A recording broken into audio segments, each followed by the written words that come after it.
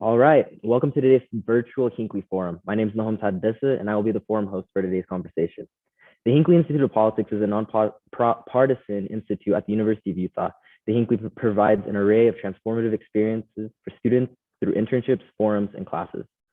Hinckley forums seek to foster public discourse and civil debate on the most current and pressing issues, bringing in local, national, and international thought leaders. Today's forum is presented in partnership with the University of Utah Office of Sustainability. The University of Utah defines sustainability as the integrated pursuit of social equity, environmental integrity, and economic security for current and future generations.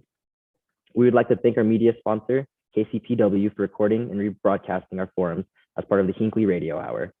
Today's forum is Coping and Resilience in the Face of Severe Drought. We are joined by panelists Seth Arns, research scientist at Western Water Assessment and an affiliate with the Global Change and Sustainability Center and the U Water Center.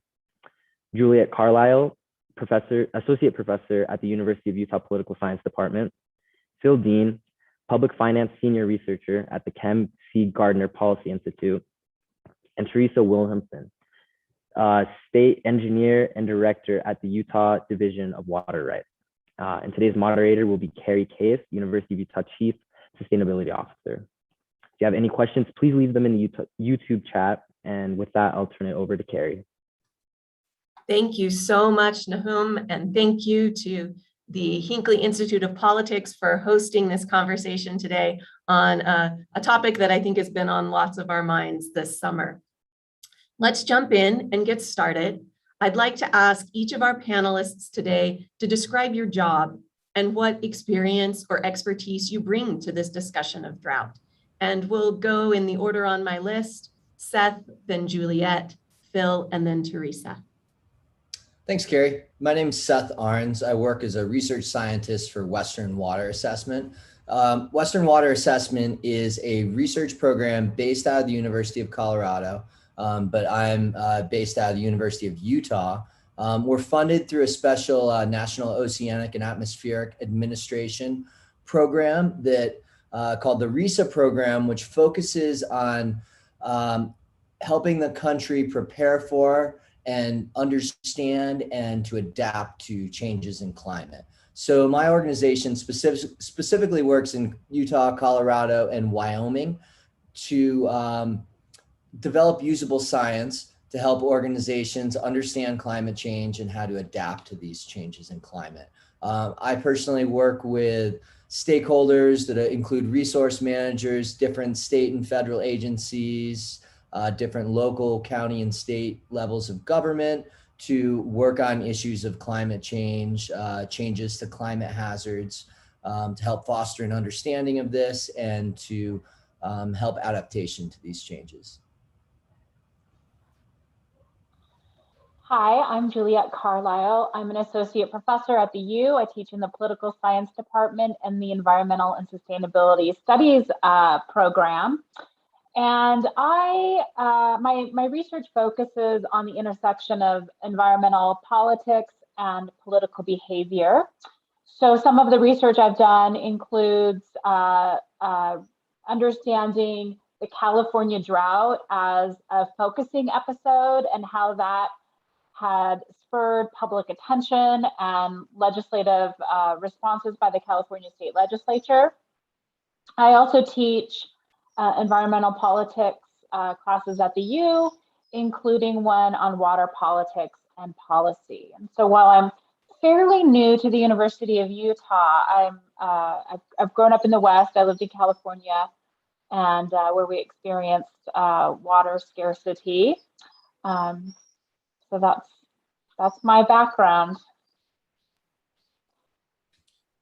So I'm Phil Dean. I'm the Public Finance Senior Research Fellow at the Kem C. Gardner Institute at the University of Utah. I've been here for about 9 months now, and prior to that, I served as the State Budget Director and Chief Economist for the state of Utah.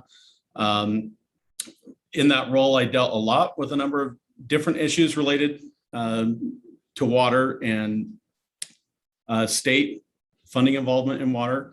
Particularly, I chaired the governor's Executive Water Finance Board from 2017 through 2020.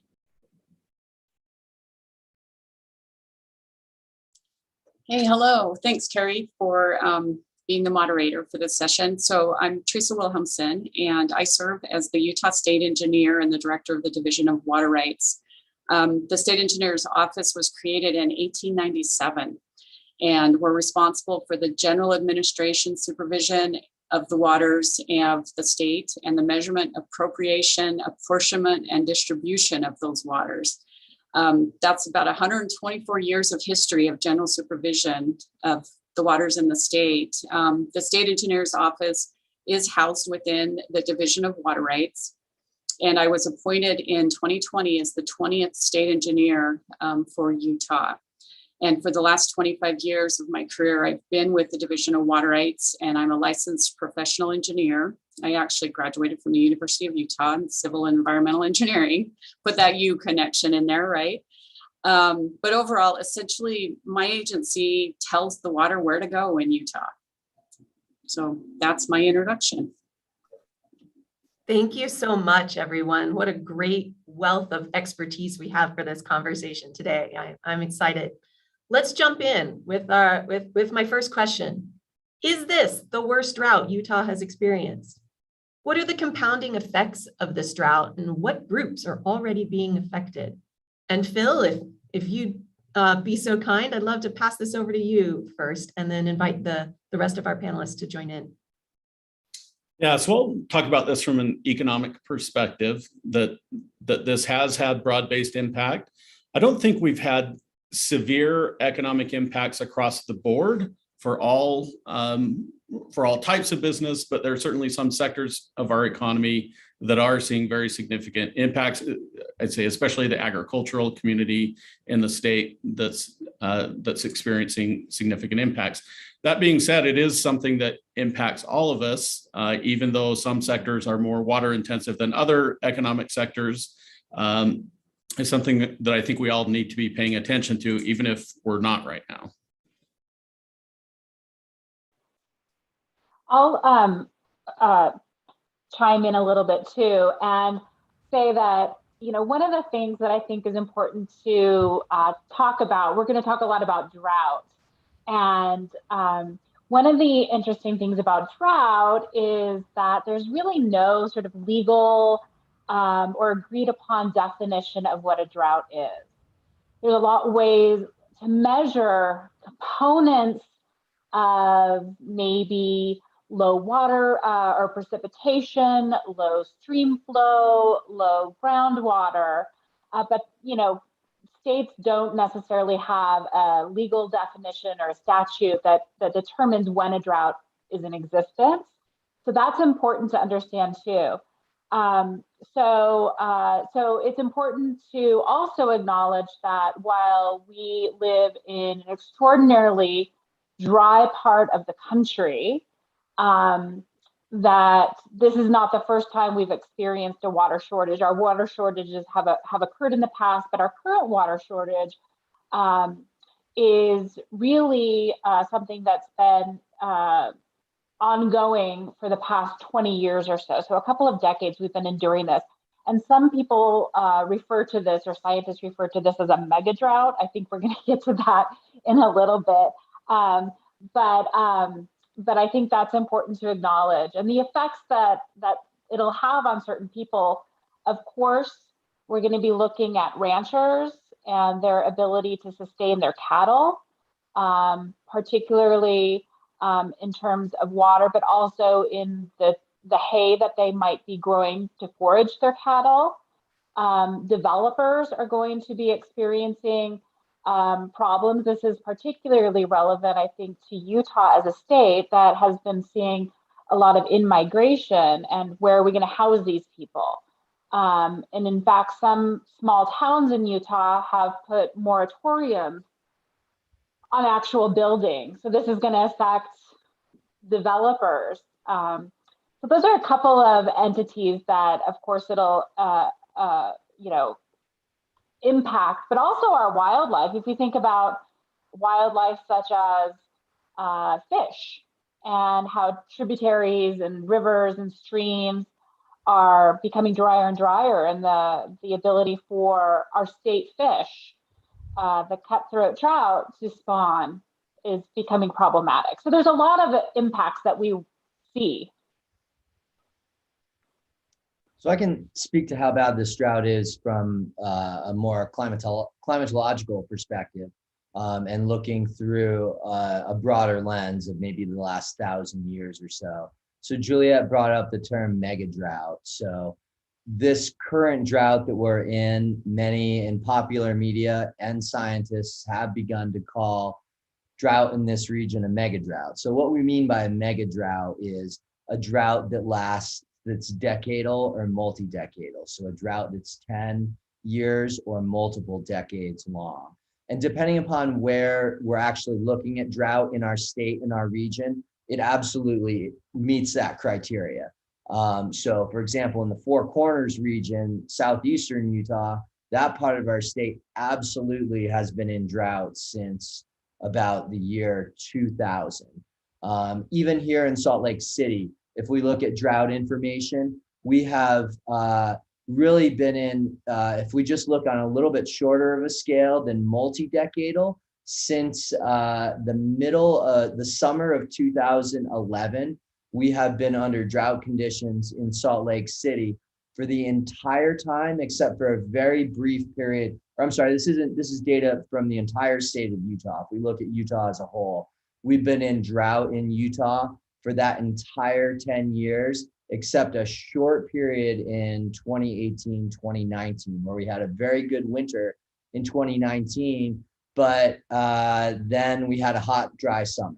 Now, if you look at this from an even broader perspective, what's happened over the last 1,000, 1,200 years, we have, as scientists, we have a good understanding of regional drought going back about 1,200 years by looking at tree rings in long-lived trees and comparing those tree rings. And you can compare the annual growth rings of trees to climate records in the observed period. Then you can create a model and extend that relationship back in time to as old as the trees are. Now, if we look at that record, we can look at this regional drought, and it ranks somewhere between probably second or third worst drought in the last 1,200 years. Borderline the first drought, but I think it's definitely fair to say that the current drought is among the 3 worst droughts that we've seen in Utah and regionally in the last 1,200 years. And I do want to just make one more statement about some of the impacts that we're seeing from that climate perspective. Sorry, Theresa. But we're seeing in some of our largest reservoirs and largest lakes, we're seeing record low elevations of these lakes. The Great Salt Lake, which is a natural system, reached its lowest elevation since we started keeping records going back to 1860. This lowest elevation was reached just about a month ago. And Lake Powell, which is one of the largest reservoirs in our region, reached its lowest elevation and amount of water storage back in early August. So maybe just to bring kind of a more of a practical what happened this year in Utah relating to the actual deliveries of water. And this is from a truly water right perspective. And the conditions that have been described here, just the dry soil conditions, the weak to average snowpack, little spring runoff, and the high temperatures really led us to curtailing direct flow and storage rights earlier than in some years. As Phil mentioned, and also Juliette, I would also say that what we saw in this season was the hardest impacted were farmers and ranchers. And those that had storage rights actually fared better than those that just relied on the direct flow rights that they have. And as water managers, we did see that the resiliency that is built, and I know we're going to talk about resilient communities a little later, but the resiliency that is built into our public supply systems, imports of water, multi-year reservoirs, groundwater, it did help the cities not feel the same effects as agricultural users. So that's kind of what we saw from a water right perspective. Thank you all. So I hear some consensus that we're definitely in mega drought, right? as Julia made sure that we all know, we are in an arid region, and low water years are definitely part of what happens in our region. Seth, I'm wondering if you could say a little more about how the current drought and the current situation fits with climate change models. Sure. Well, when we think about climate change in our region, I like to talk about the things that we're most certain about first. So with thinking about climate models, the two most basic outputs of a climate model that projects future climates out to the year 2100 are future temperatures and future precipitation. To develop projections of climate change, there are multiple models that are considered. There's maybe a suite of about 30 to 50 global climate models that are often used individually or averaged together to come out with an idea of what future climate looks like. And these models use different assumptions, different ways to calculate climate. In general, all of these climate models agree that temperatures in Utah and regionally are going to increase. We've seen an increase already in the 20th century of about 2.6 degrees Fahrenheit across the state of Utah. Climate models all agree that this temperature change is going to increase. And by the end of the century, depending upon what emission pathway we're on, meaning how much greenhouse gases, carbon dioxide, methane, other greenhouse gases are emitted over the next 70 years, that's going to depend on whether there's a 6 degree Fahrenheit increase in temperature to a 10 degree Fahrenheit increase in temperature for Utah. So we're very certain as scientists and climate modelers that temperature will increase. Precipitation, we're a little less certain about because it's more complicated in general. And for our region in particular, we're at kind of a convergence of weather patterns in Utah, especially northern Utah. Take El Nino and La Nina years. They don't necessarily predict anything for Utah. And that's kind of Utah is in this convergent zone, especially northern Utah, for climate patterns. So if you look at climate models projecting precipitation, most models show a slight to modest increase in precipitation. Some models show a decrease in precipitation. If you average that out for northern Utah, it comes to maybe like a 4 to 7% increase in precipitation by the end of the century. But not all climate models show that. So I'm just saying that because I like to, let's focus just on what temperature will do to drought. What temperature does to drought is it makes it so that less water is available. Meaning if it rains an average amount in Salt Lake City, what we've considered averaged over the last 30 years, which is about 14 inches of annual precipitation. In 30 years from now, 40 years from now, if we get that same 14 inches of precipitation and the temperature is 4 degrees Fahrenheit warmer, then we're actually going to be in drought conditions. What was once considered an average condition now becomes a drought condition. That's because those higher temperatures evaporate water from soils, from lakes, from rivers, from reservoirs, and it also causes plants to use more water through transpiration. So essentially in a climate where it's 4 degrees warmer, this isn't going to be a precise number, but we might need 17 or 18 inches of precipitation just to maintain that same landscape. So higher temperatures alone will drive the system more towards drought conditions. And in fact, this drought that we're in right now is really has only become a mega drought because we've had higher temperatures. If it weren't for these higher temperatures, we still would have seen drought conditions over the last 20 years, but it would certainly not rank among the top 3 worst droughts in the last 1,200 years. So really the take home is that drought, like Juliette said, dry years will always happen in our region. Drought is part of the natural cycle and fluctuation of climate. However, higher temperatures alone will push the system towards less water available and more drought. And then if we happen to have a decrease in precipitation, that would push, or more dry years, that would push things even more in the direction of drought. Also, it's expected under climate change to see more extremes. So that means more extreme, the wet years are probably going to be wetter with more intense rainfalls. The dry years will likely be drier and more intensely dry. Thank you for that, Seth. And keeping on this idea of drought and impact of climate change, I want to share that over the past year, the University of Utah just completed its first climate resilience assessment. And as part of this process, we identified numerous climate-related vulnerabilities for the U. And I'm sure it is surprising to no one on this panel that more frequent and severe drought was one of the threats that we identified. And over the next year and a half, we will undergo a process to develop a new climate action plan for the university with a focus on improving climate resilience, helping us figure out how to address the implications of future drought and a whole bunch of other climate impacts as well. And we're particularly interested in thinking about how we prioritize those that are disproportionately impacted by climate change, both on our campus and in the surrounding community.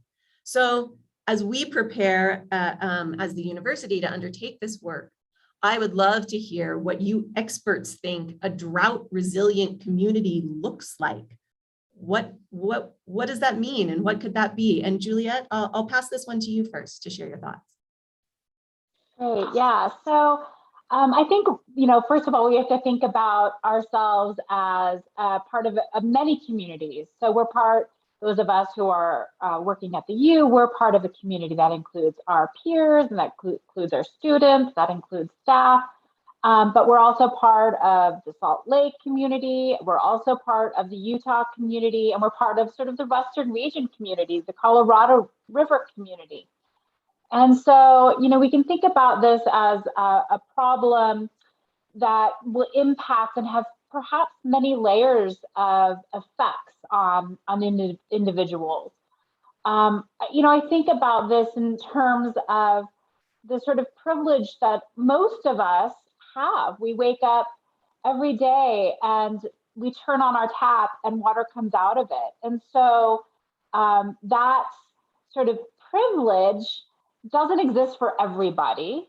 And there could be more vulnerability for certain groups. And the stress and anxiety that water access and water quality has on people can certainly impact not only sort of how they navigate their lives, but also sort of the emotional and psychological stress. All the different aspects of life that are obstacles create stress for people. And mental health is something that obviously is super prevalent in the Intermountain West. And so the drought and the stress of water access and water quality can certainly compound that stress for certain groups. So I think thinking about that will definitely promote resiliency. I think it's also important that for layers of organizations to work together. So the university working with the city, the county, the state, all of these entities communicating and thinking about the different stakeholders. When we think historically about some of the policies that were implemented, they were implemented mostly to the benefit of certain few, right, at the sacrifice of others. So I'm thinking of, those who were irrigating or using water for agriculture. Their sort of priority came obviously before those of even Native Americans who lived here much longer. So there's certain groups and categories of groups who probably will struggle more, and so our policies have to invite more people to the table. Our solutions have to think about all these different groups of people and be collaborative. So, we think about ways that we as a community at the university could contribute to resiliency. I think Phil's going to talk a little bit about pricing, but the university uses quite a bit of water as an entity and an organization. And are they are they paying their fair share? Phil might have some interesting thoughts on that. So we as a community, we're taking responsibility for our own sort of contributions to the problem. But it's just sort of thinking of all those different ways that we as homeowners can plan and think about retrofitting our yards and our gardens and our landscapes at the university as well. In developing the city, the state, all of these things are going to become vitally important. Any other thoughts on resilience? Theresa, I know you sort of mentioned it in one of your previous comments. Anything you want to add here before we talk a little bit about economics, because we're going there next? Sure. So as far as I was looking at the chat, sorry, got a little distracted there for a minute, for just a moment. As far as resiliency in I guess systems or community from an engineering standpoint or from a water rights standpoint, I think that for us, building resiliency is a system that has accurate measurement and accounting and shared transparency of the records. You know, as water managers, we look to actions of our predecessors and the redundancies that have been built into many of the public systems. Just for example, like the drought in the early 1930s resulted in the creation of a drought relief program.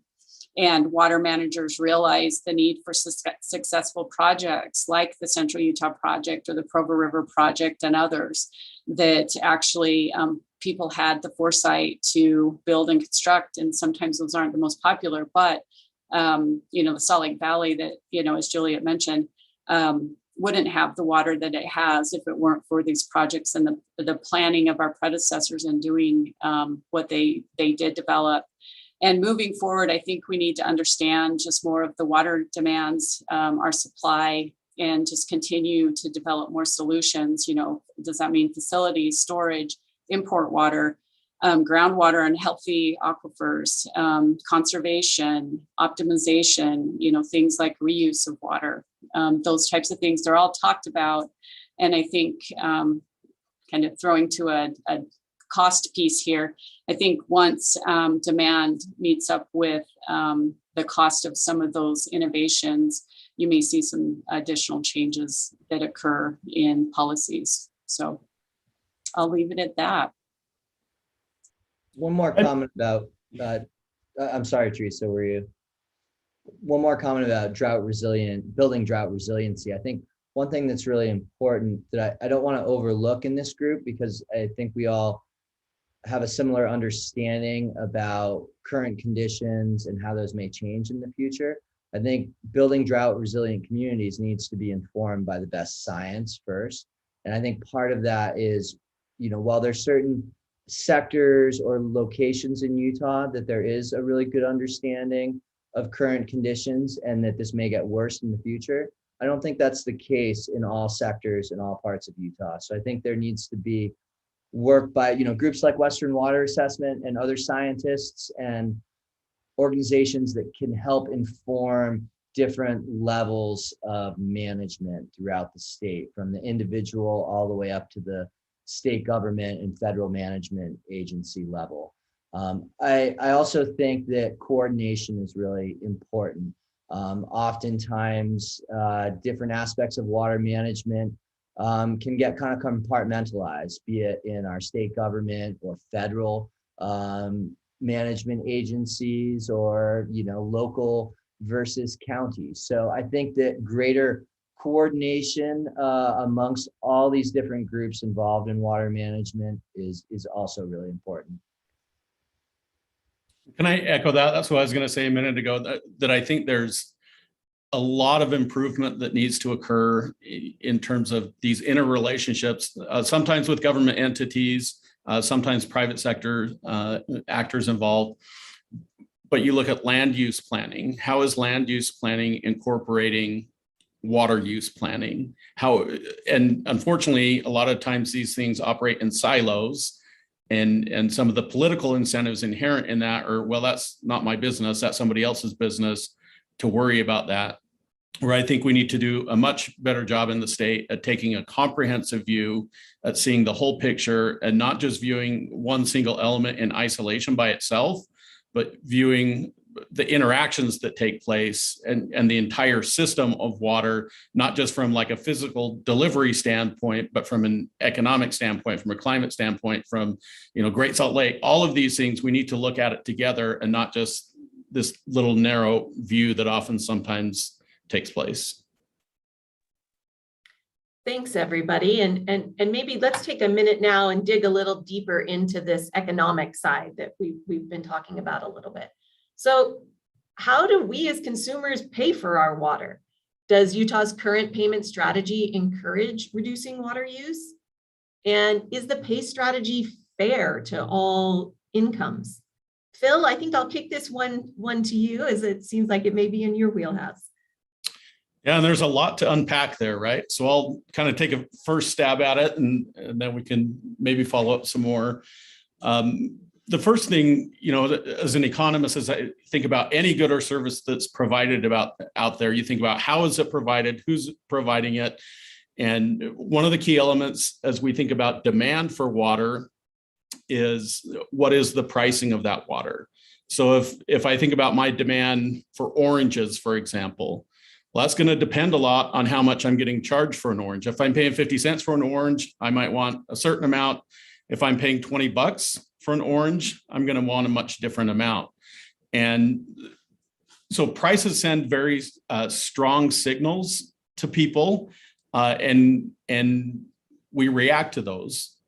So now kind of bringing that into the world of water, we kind of have different ways that we do and can deal with water, which is a scarce resource, by the way, like all other resources out there that are also scarce.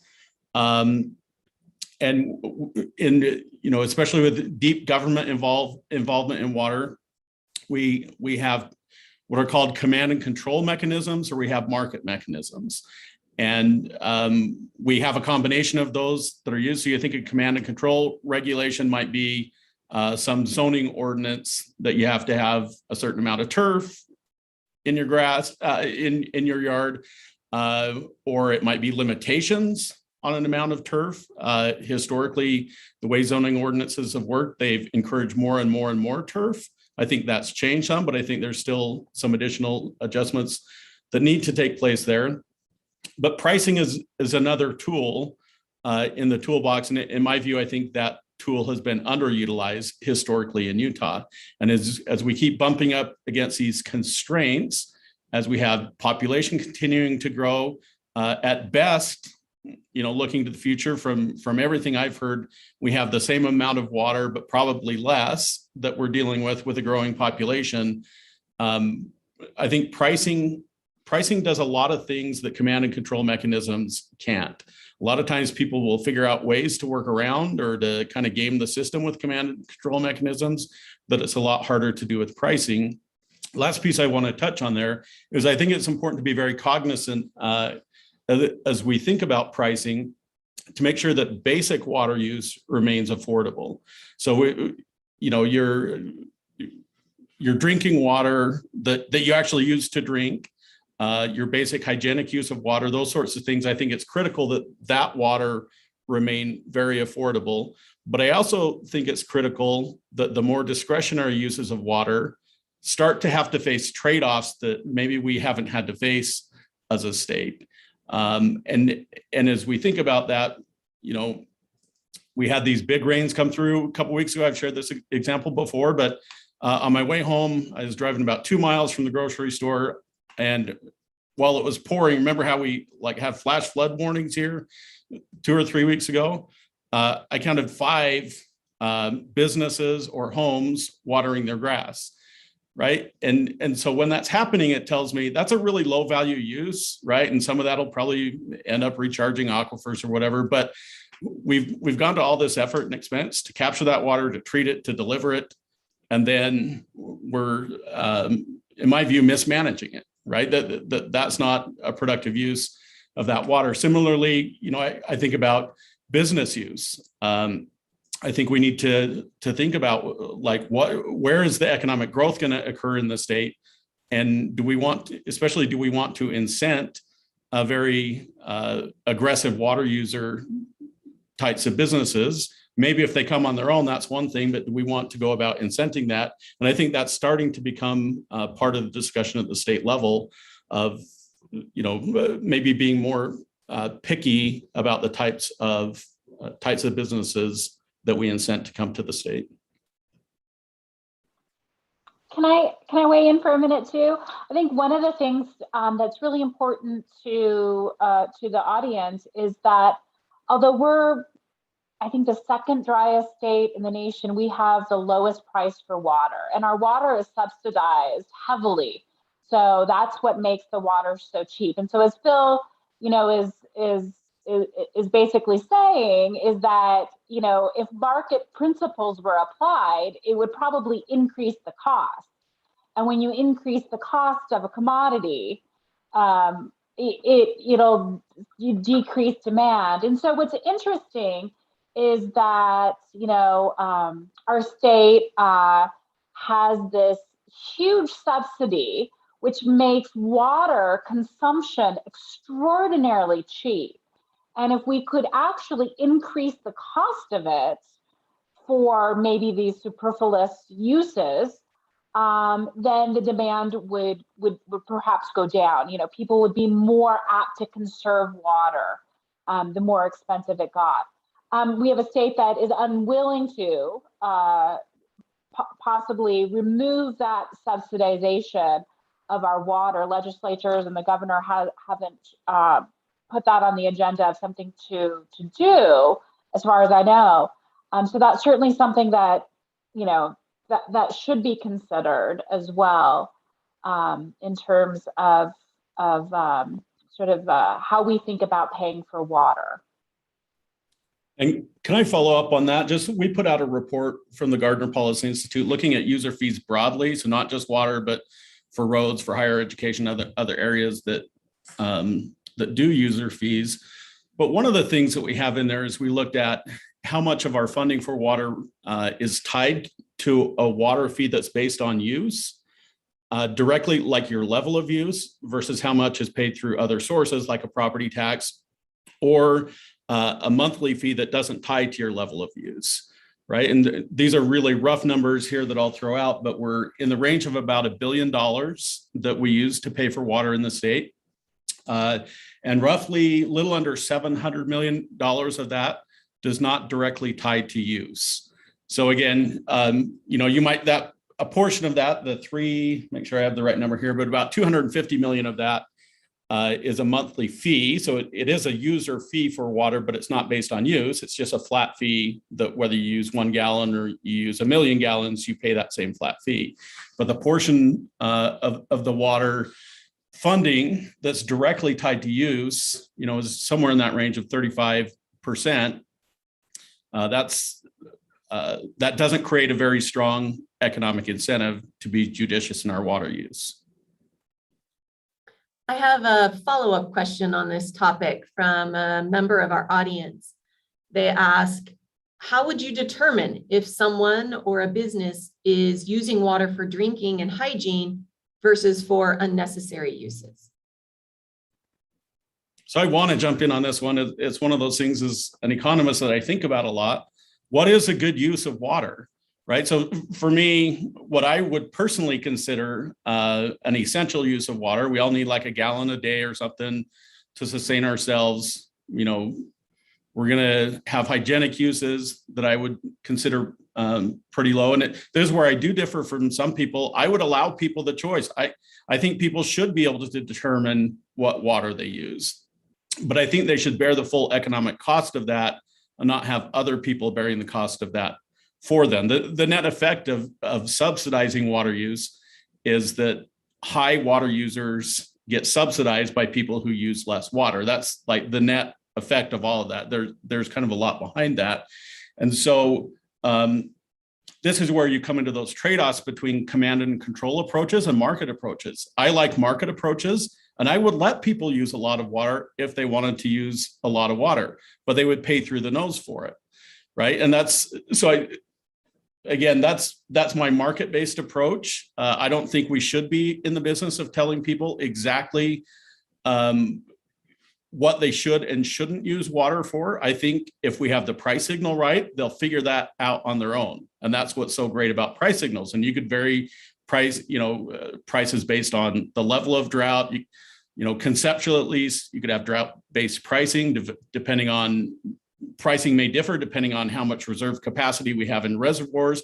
There's a lot you can do with pricing, but so far in the state, I think we've been, I want to caveat this, but largely unwilling to deal with that in a significant way. That being said, I think there are some places that do it. That's my caveat.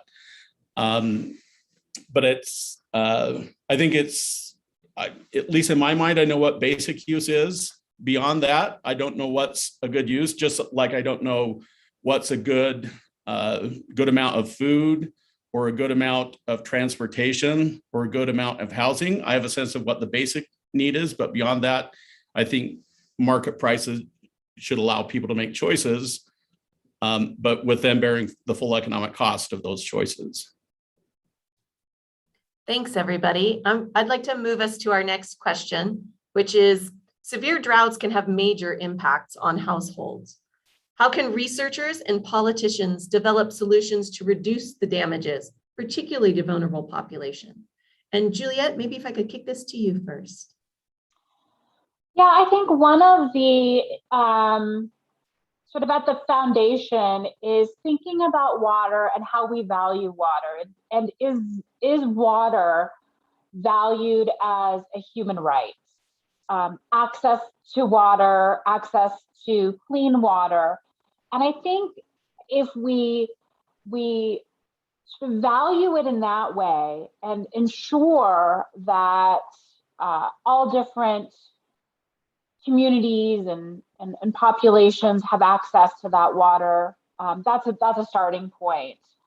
Again, I talked a little bit about the stress that people might experience by facing water shortages or lack of quality water, polluted water, for example. So that's important. So, thinking about that as a priority, I think is the first step in good policy, especially to these vulnerable populations. I think, again, we talked about resiliency. So like implementing policies in terms of conservation, we are dealing with a supply shortage, right? That's the sort of key component to this problem. Is the supply of water is not ever what we needed, right? Or need. But if we conserve water, if we put policies in to conserve water, and there's lots of different policies that other communities have used. Las Vegas in particular has decoupled population growth from water use. So in the last 20 years, as their population has grown, their use of water has actually decreased. And so they've been able to do this through recycling water. They do it through really intensive conservation campaigns. Homeowners can remove turf and implement xeriscape. There's programs that certain communities have, cash for grass type policies, right? And so I think there's even some locally, there's some water-wise programs that I actually looked into because I recently became a homeowner and needed some landscaping.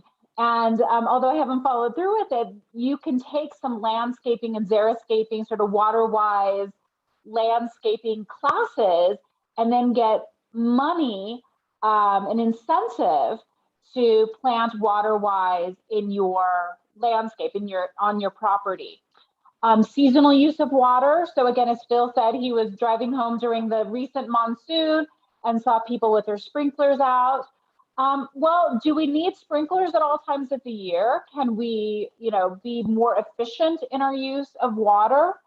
Can we reduce the amount of turf that we have? I mean, I know the university has been making some strides in this way, sort of upper campus, I can't remember the building name, but they're sort of rethinking all of that turf on that area. And somebody will know this better than me, what it's called, to create a more sustainable environment. Thinking about, so as Seth alluded to, or he didn't allude to, he completely spoke to the fact that we're going to become hotter and drier. So what sort of cooling mechanisms can we use that might be more efficient?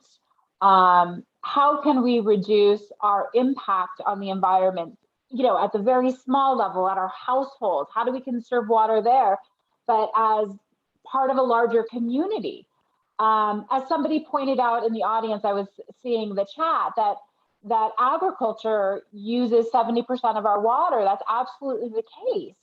And in fact, agriculture, the way our whole water rights system is set up is one based on inefficient use. We call it beneficial use, but it's inefficient because if you don't use it, you lose it. And so oftentimes, water is used in an inefficient way so they don't lose it. But also, as somebody in the audience also suggested, that the crops that sometimes we are irrigating with our water are highly demanding of water. Hay and alfalfa.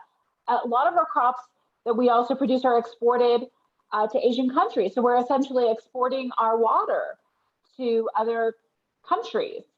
And so thinking about how we as a community, I've heard a statistic that if we all reduce our beef consumption by 1 day a week, a meatless Monday, for example, that will have a huge impact on the water supply that we have. So those are some things at different levels of community that I think we need to think about. Those are the kind of policies we need to see in play. Thank you, Juliette. Phil, you have something you'd like to chime in with? Yeah, I just want to follow up on this, and it, I think relates to some of Theresa's world and where she works in thinking about water rights. And as I'm consider myself a very strong proponent of water rights, right? And property rights in general. And so that's kind of the structure that we have, and good or bad, it's what it is right now. And so as you think about moving forward, to me, it's important to preserve those property rights, but I also think it's important to kind of make them act more like actual property rights, where there's greater ability to lease. So like the state's looking and moving into water banking and things like this, that provide this additional ability to move that water maybe in a little bit easier way than what's been done historically. I go back to pricing, and I think pricing can help deal with a lot of these issues, as I think water will naturally tend to move to higher value uses over lower value uses over time, and everyone gets to figure out what that is for them. You look at a lot of our rural areas of our state that are really struggling economically, and I think it's important to recognize that, and over time those uses may transition, but it's kind of, I think sometimes we think about urban poor and the challenges that they face, but I think it's important to think about our rural poor, or the rural communities that are facing challenges as part of this conversation as well. Thank you, Phil. And I will just interject here really quickly, Juliette, that the project on campus you mentioned is the Landscape Lab, which is a 12-acre turf conversion just up by the Williams building on campus that was done by the Center for Ecological Planning and Design. So if you want to come see a an example. You can drive by the Williams building up there. I guess I also want to take 2 seconds to give a little props to the U for actually reducing our water use by about 20% since 2007. And so, some of the things that you all have been talking are some of the strategies that we've used to do that.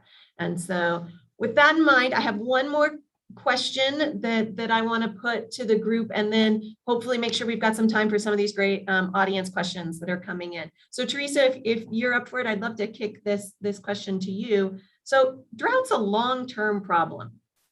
How do we keep drought and resilience needs from being overshadowed in the minds of the public and decision makers in the face of much more sort of immediate or acute disasters, such as wildfires, heat waves, and hurricanes? Sure. So, and I guess speaking from a water right perspective, I think this last year, and in every year, it was demonstrated how valuable the current water rights system is, even in severe drought conditions. To be honest, I couldn't imagine going through this last year or working in the position I have, or even in the coming years without it. My agency has 120 plus years of history and experience of distributing water. And it was a hard year, but we knew what to do, and water users knew what to expect based on their existing rights. And it's a long history of those rights. And as the supply became available, we knew what adjustments needed to be made. So there's a lot to be said about the resilience of the system and the reliance on the system that has been established for decades. Now, as water managers, it's been talked about that we need to be good communicators, and sometimes it's joked that engineers aren't the greatest communicators. So we really have to strive to do better at that. But we know that water is our most essential natural resource, and everyone and everything relies on water. But continued good public outreach and education is going to be key. And I know that conversation about public education and public outreach is getting stronger, and it's gathering some wind to keep moving that forward. So that's really all I would have to say as far as the water rights system. Be happy to talk about that at another time or later, or explain more of that, but that's where I'll leave it, since we're kind of short on time, I believe. It's true, but that actually was one of the first audience questions we that came in. So Theresa, if we could, I'd love to stick with you for a minute and ask you to say a little bit more. We had an audience question about how water rights work in Utah and how Utah's water rights compare to other states. I know that's a great big question, right? And there's a lot in there, but do you want to say just a little bit more? Sure. So, and it is a huge question. And actually, we do have a YouTube channel out there that helps with water right education. That really does a deep dive into the various aspects of water right system in Utah. So essentially, it is a system that was created early on. It actually started in Wyoming, and it is a first in time, first in right system. So the first to use water claimed that right, and it became a record, and statutes went into place. And based on that use of water and those water rights, that's how we know who is first in time to receive their rights, or first in line to receive their rights. Sometimes in areas that's fully appropriated, you have to acquire existing rights. And I think Bill touched on this just a little bit. But you acquire those existing rights and change them to other uses. And how does it compare to other states? So in the West, it is a prior appropriation doctrine, and most of the Western states follow that doctrine. We're most in line with the statutes or the laws of Nevada. Nevada and Utah are fairly similar. The other Western states have slight differences in their laws. And then in the East, of course, it's a riparian doctrine. So just really simple. I think that's way high. That was an excellent primer on Utah water rights. I appreciate you taking us through that, Theresa. I want to take another audience question. We're getting short on time, but I'm thinking we can squeeze another one in. So a member of our audience, right, that it seems like drought is becoming another excuse to further destroy the ecology of Utah's rivers and Great Salt Lake. Doesn't human resilience require resilient environments? I'd love to hear what some of the panelists think. We've talked a lot about human water needs and human water uses and where it factors in thinking about the non-human world and their water needs. Seth? Well, I can speak to one very specific but important resource here in northern Utah, and that's the Great Salt Lake. I really like to think of the Great Salt Lake of this really interesting integrator of a lot that goes on in northern Utah. It's an integrator of climate, water use, wildlife, and economics here in northern Utah. So while I think many, and myself included, at times kind of forget the Great Salt Lake, it's a really important part of both climate and ecosystems and economy here in northern Utah. And a really huge concern. I used to work with the Division of Air Quality, and a huge concern with the Great Salt Lake is if it continues to dry, does it become a huge source of dust pollution in northern Utah? And that's not a certainty. I want to make that clear, that just because there's dry lake bed that's there and will be there, doesn't mean it definitely will be this huge environmental disaster. But there's that question. There's other dry lake beds like Owens Lake, most notably in Southern California, that was essentially dewatered by Los Angeles, taking some of those legally buying up some of those water rights and moving that water trans-basin to Los Angeles. But an externality of that decision was that lake dried up.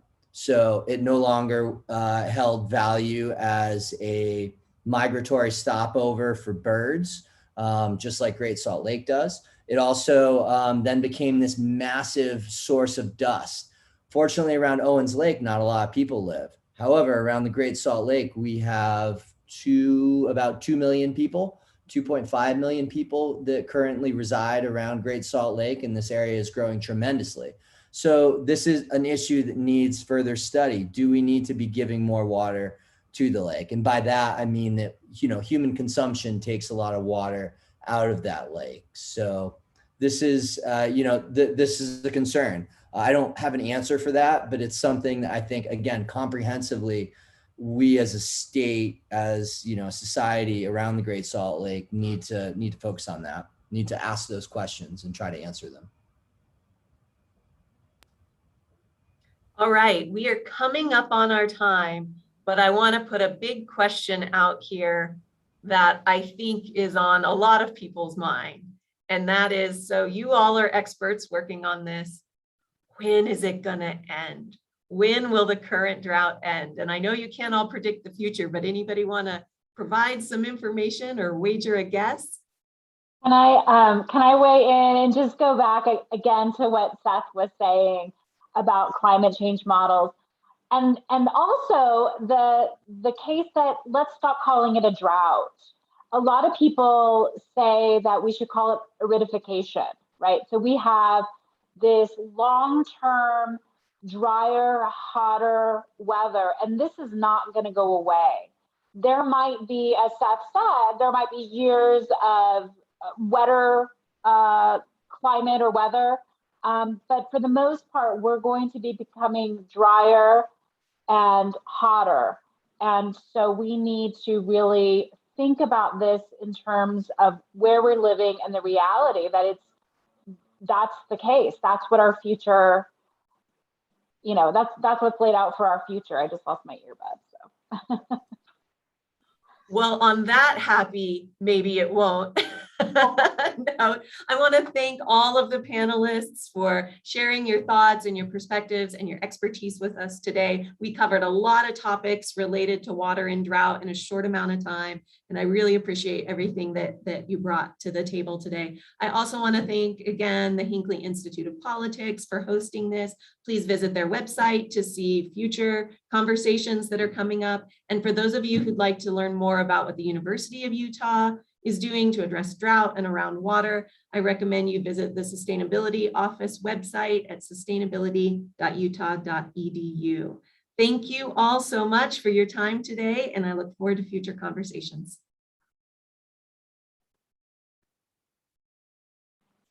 Thank you so much.